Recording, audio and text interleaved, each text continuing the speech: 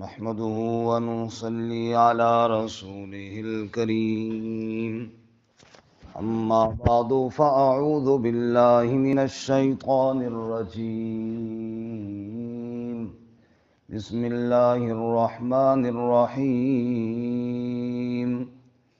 أولم ير الإنسان أنا خلقناه من نطفة فإذا هو خصيم مبين وضرب لنا مثلا ونسي خلقه قال من يحيي العظام وهي رميم قل يحييها الذي أنشأها أول مرة وهو بكل خلق عليم الذي جعل لكم من الشجر الأخضر نارا فإذا أنتم منه توقدون أوليس الذي خلق السماوات والأرض بقادر على أن يخلق مثلهم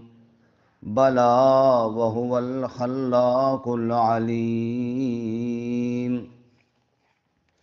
إنما أمره إذا أراد شيئا أن يقول له كن فيكون فسبحان الذي بيده ملكوت كل شيء وإليه ترجعون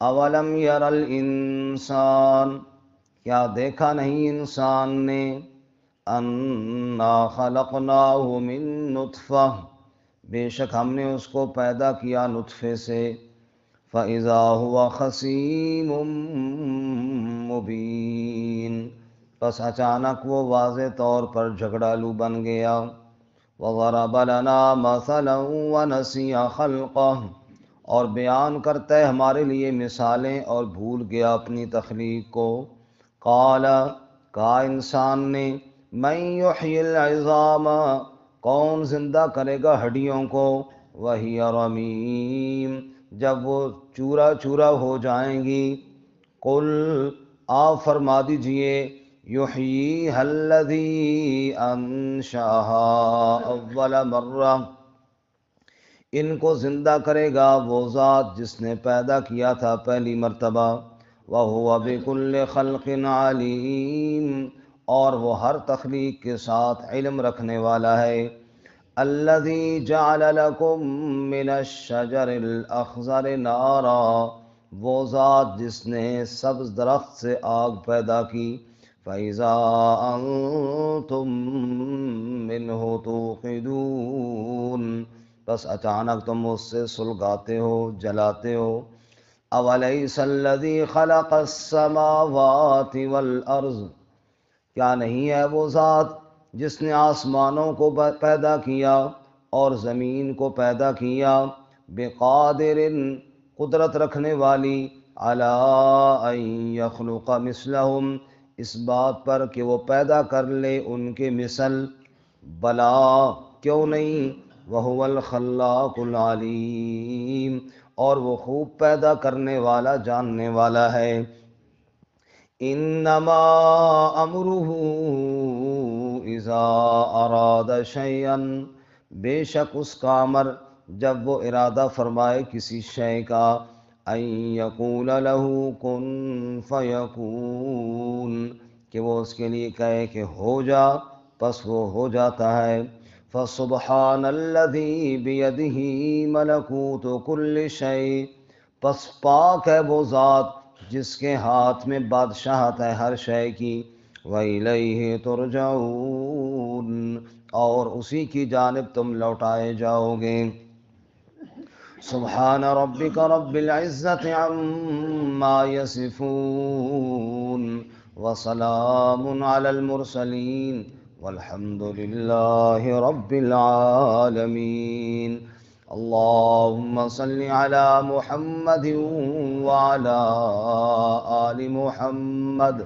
كما صليت على إبراهيم وعلى آل إبراهيم إنك حميد مجيد اللهم بارك على محمد وعلى آل محمد كما باركت على إبراهيم وعلى آل إبراهيم إنك حميد مجيد.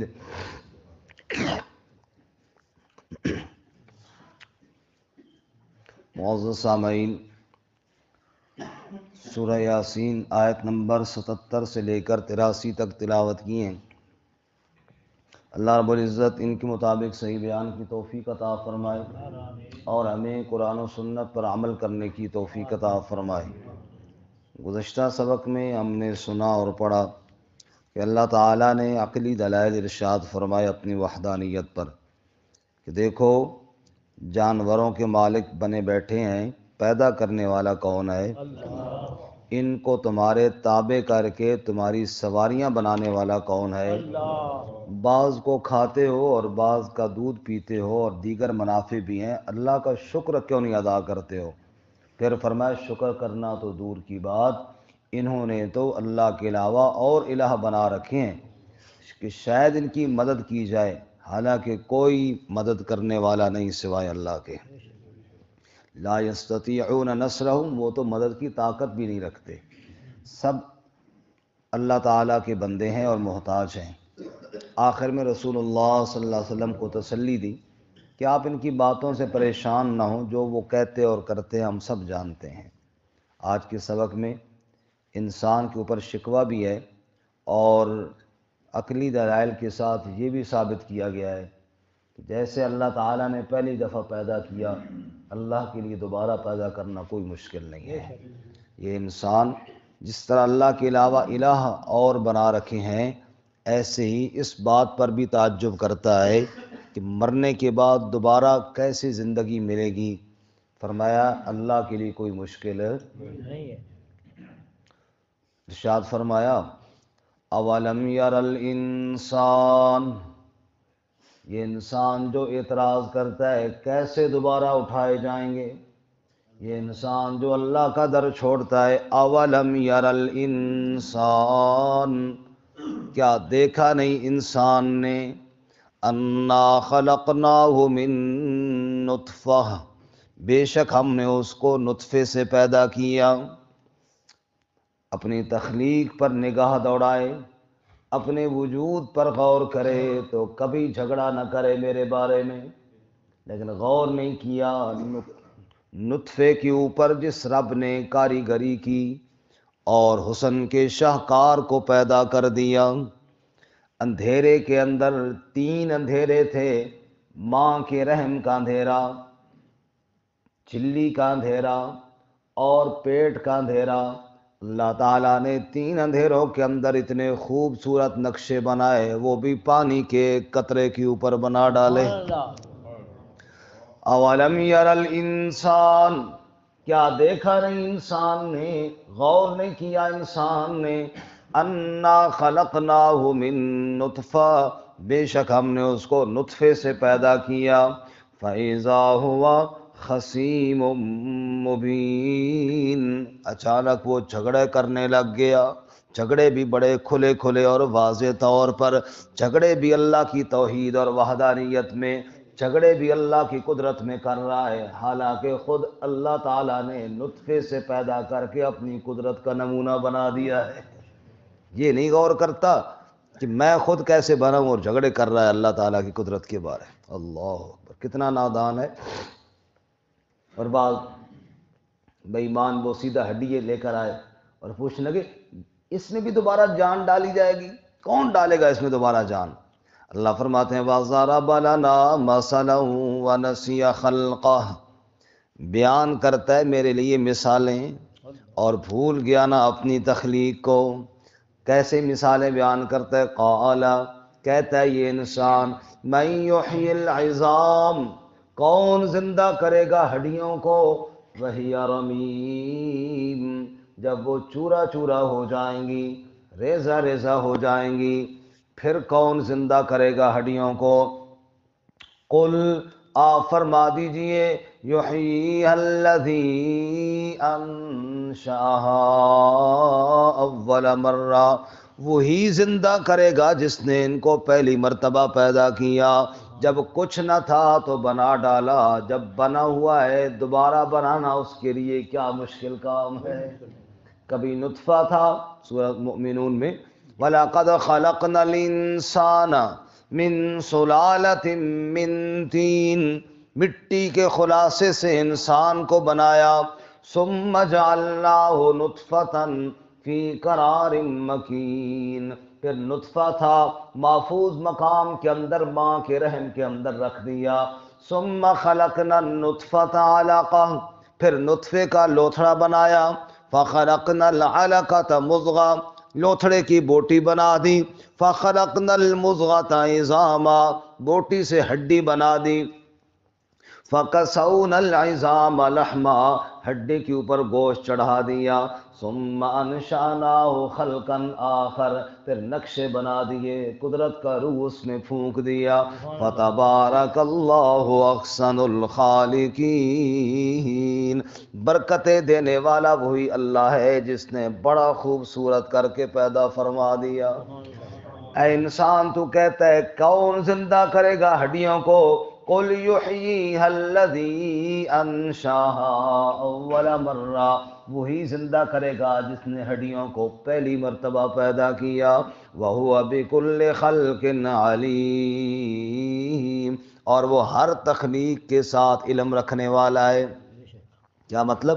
جیسے ہڈی کے ذرے ذرے کو بنانے والا اللہ ہے، اگر وہ ذرہ کہیں مٹی میں گم ہو گیا ہے، ریت کے ساتھ مل گیا ہے، تو تم نے کیا سمجھا اللہ سے گم ہو گیا؟ فرمایا نا، وَهُوَ بِكُلِّ خَلْقٍ عَلِيمٌ، وہ اپنی ساری تخلیق کو خوب جاننے والا ہے۔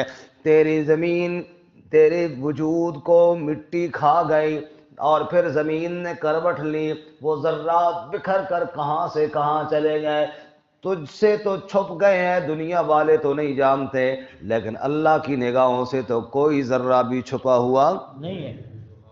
حضرت لقمان کیا کہتے ہیں علیہ السلام؟ یا بنی انا ان تک مثقال حبۃ من خردل، اے بچے، اپنے بیٹے سے حضرت لقمان کہتے ہیں اے بچے، اگر رائی کے دانے کے برابر کوئی چھوٹی سی چیز ہو، کوئی ذرہ بھر بھی چیز ہو، فَتَكُنْ فِي صَخْرَةٍ، چٹان کے اندر چھپی ہوئی ہو، او فی السماوات، ساتوں آسمانوں میں سے کہیں کونے میں پڑی ہوئی ہو، او فی الارض، زمین کی کسی کھائی کھت کے اندر چھپی ہوئی ہو، ساری کائنات سے تو وہ ذرہ چھپ سکتا ہے، یأتی بہا اللہ، اللہ سے وہ ذرہ چھپ نہیں سکتا۔ سبحان اللہ۔ تو تم نے کیا سمجھا جیسے ایک چیز تم سے گم جائے تمہیں نہیں ملتی تو شاید نعوذ باللہ اللہ کو بھی نہیں ملے گی؟ فرمایا نا، وَهُوَ بِكُلِّ خَلْقٍ عَلِيمٌ، ہر تخلیق کو جاننے والا بھی کون ہے؟ اللہ۔ الَّذِي جَعَلَ لَكُم مِّنَ الشَّجَرِ الْأَخْضَرِ نَارًا، وہ ذات جس نے سبز درخت سے آگ کو پیدا کیا۔ اس کے دو مطلب ہیں۔ پہلا مطلب تو یہ فرمایا جس طرح تم دیکھتے ہو پودا ہے سرسبز و شاداب ہے، اور لکڑیاں جلاتے ہو اور کھانا پکاتے ہو، کس پر پکا رہے ہو؟ یہ وہی ہے نا جو کل سرسبز و شاداب تھا، کل جس کے سائے میں بیٹھتے تھے، آج اسی کی تپش سے کھانا پکا رہے ہو۔ جو اللہ حالت تبدیل کر سکتا ہے وہ اللہ تعالیٰ دوبارہ بھی پیدا کرنے پر پوری قدرت رکھتا ہے۔ اور جیسا کہ دوسرا مطلب کہ بعض درخت ایسے ہیں جن کی آپس میں ٹکراؤ سے آگ پیدا ہوتی ہے درخت ہے ٹکراتے ہیں تو آگ پیدا ہو جاتی ہے۔ یہ سب کچھ کرنے والا کون ہے؟ اللہ۔ الذی جعل لکم من الشجر الاخضر نارا، یہ سبز درخت ان سے اللہ نے آگ کو پیدا کیا، فَإِذَا أَنْتُمْ مِنْهُ تُوقِدُونَ، اچانک تم جلا رہے ہوتے ہو۔ ماچس کی ڈبی رکھی ہوئی ہے کچن میں اور جلا رہے ہیں، تھوڑا سا رگڑ دیتے ہیں اور آگے لکڑی ہے وہی جس کی کل ٹھنڈی چھاؤں تھی اور اس سے تیری آگ جل رہی ہے، تیرے کھانے پک رہے ہیں، سب کہو سبحان اللہ۔ کتنی قدرت والا میرا رب ہے جی۔ اولیس الذی، آگے اللہ تعالیٰ نے ایک سوالی انداز میں اپنی قدرت کو یوں بیان کیا، اولیس الذی خلق السماوات والارض بقادر، اے انسان یہ تو بتا جس ذات نے آسمانوں کو بنایا، جس ذات نے زمین کو بنایا، جس نے یہ پورا نظام بنایا، کیا وہ قادر نہیں ہے علی ان یخلق مثلہم کہ دوبارہ اس طرح بنا دے؟ اور پہلی دفعہ پیدا کرنا تو مشکل ہوتا ہے، دوبارہ پیدا کرنا تو آسان ہو جاتا ہے۔ جس اللہ نے پوری کائنات بنائی ہے وہ دوبارہ پیدا نہیں کر سکتا؟ اس میں تعجب کی بات کون سی ہے، حیرانگی کی بات کون سی ہے؟ بلا وہو الخلاق العلیم، بلا کا معنی جی ہاں، بلا کا معنی کیوں نہیں، ہاں کیوں نہیں، اللہ تو پیدا کر سکتا ہے، وہو الخلاق العلیم، وہ خوب پیدا کرنے والا، خوب علم رکھنے والا ہے۔ بلکہ تمہیں کیا پتا اس کی قدرت کا، انما امرہ اذا اراد شیئا ان یقول له کن فیکون، سبحان اللہ۔ انما امرہ، بے شک اس کا امر، اذا اراد شیئا، جب کسی شے کا ارادہ کر لیتا ہے، ان یقول له کن، تو وہ کہتا ہے ہو جا، فیکون، بس وہ ہو جاتا ہے، سبحان اللہ۔ وہ کہتا ہے یہ کام ہو جا، کن کہا تو اس کائنات بن گئی، سبحان اللہ۔